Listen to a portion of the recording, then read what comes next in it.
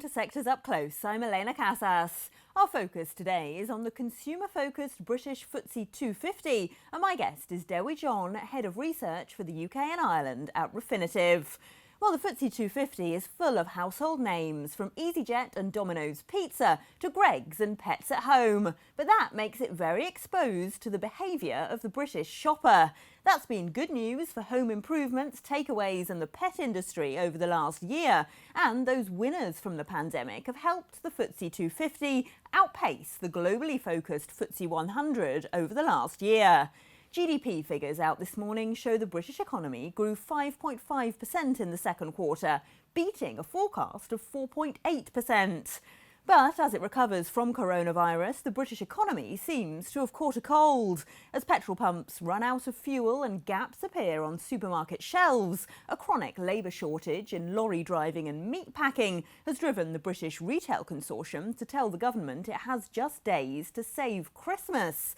The latest opinion poll by Kantar Public showed people in Britain have turned more pessimistic about the economy. 28% of respondents in the poll said they thought it would be in a worse state in 12 months' time, up from 20% in August, while those who thought it would do better fell by 6 points to 24%. More than half were worried about not being able to keep their home warm this winter. So will it be a merrier Christmas for British consumer stocks? To find out, I'm now joined by Dewi John, Head of Research for the UK and Ireland at Refinitiv. Hi Dewi, thanks so much for joining us. Now, the knock-on effect of this labour shortage in the supply chains seems to be working its way through all sectors of the British economy. So what could the consequences be for consumer midcaps? Well, I think the first thing to say, or the first thing I'd say, is we should have been ready for this way back at the start of the pandemic. I was talking to people who were managing global supply lines, some of which will have been 250 companies, who were saying, actually what this has done, this has accelerated a process that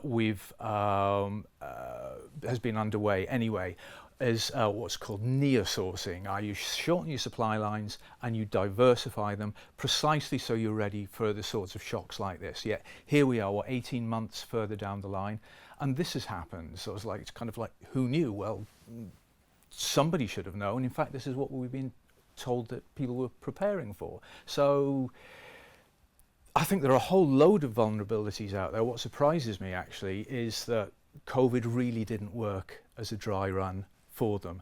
For those consumer stocks that are quite exposed at exposed to consumer demand at the moment. We all know about gas. Down the lower end of the market, you mentioned things like Domino's Pizzas, Greggs and the like. Lower income families is going to be a shock to those from £20 cut in universal credit, for instance, which is feeding through. So how will they respond? Will the government save Christmas, as you said? It's very difficult to say, but the fragilities there are huge and very much exposed at the moment. After Brexit, of course, Britain now has a much tighter labour market. So does that make it more vulnerable to inflation than other economies? There are a lot of studies which say, I mean, for those people that remember done economics, that remember the horror show of the Phillips curve, with the trade-off between inflation and wages, that becomes a stronger relationship in more closed economies. Now, the UK historically, for the decades, has been one of the most open economies in the world, in a world that's been opening up. We're now seeing that reversing.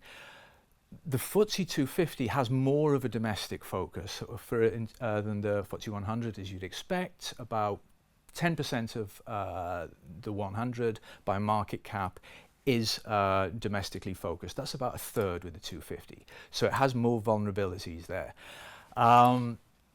So as inflationary pressures come through, particularly labour shortages and the like, where those 250 companies are experiencing that, yes, you can see that you could see a lot of price pressure coming through with them.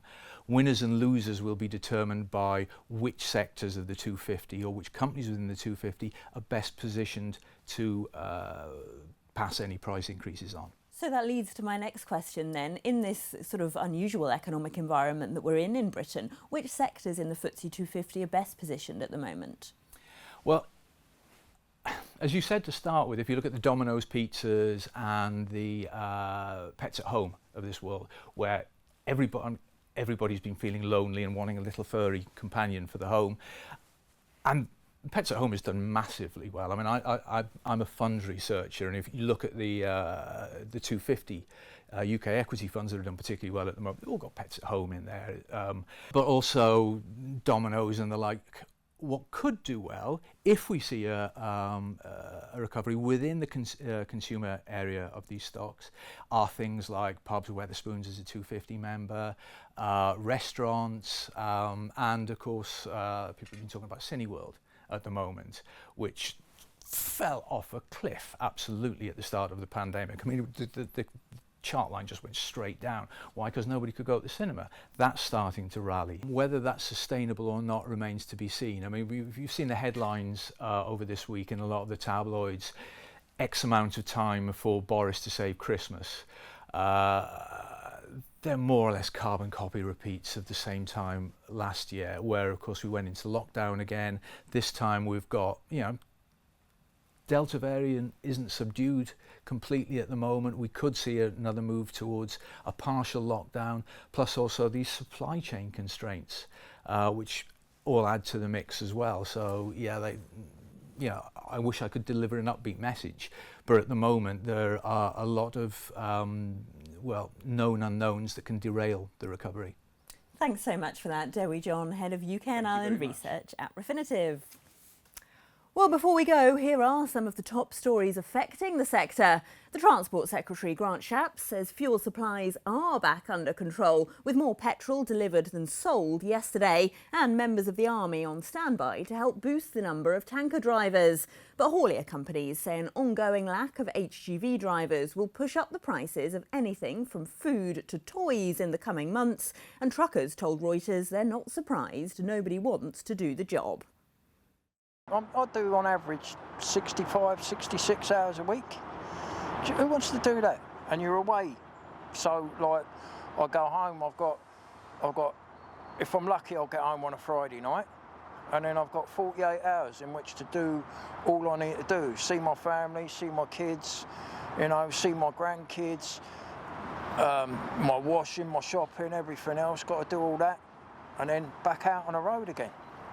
So who wants to do that? The furlough scheme also comes to an end in Britain today. The government has spent around £70 billion to support the wages of more than 11.6 million people over the past 18 months, and about 1.6 million remained on furlough last month. The government is hoping a record stock of more than 1 million job vacancies will help absorb them, but unions and business groups are warning of a rise in unemployment. And after 3 further domestic energy suppliers went out of business yesterday, and Citizens Advice warns bills will rise by at least £30 a month, Chancellor Rishi Sunak has announced a £500 million fund to help struggling families heat their homes this winter. The money will be disbursed as small grants via local authorities and comes as the government is to withdraw that pandemic uplift of £20 a week for universal credit claimants next week. And that's your roundup of the British consumer mid-cap sector. I'm Elena Casas, and this is Reuters.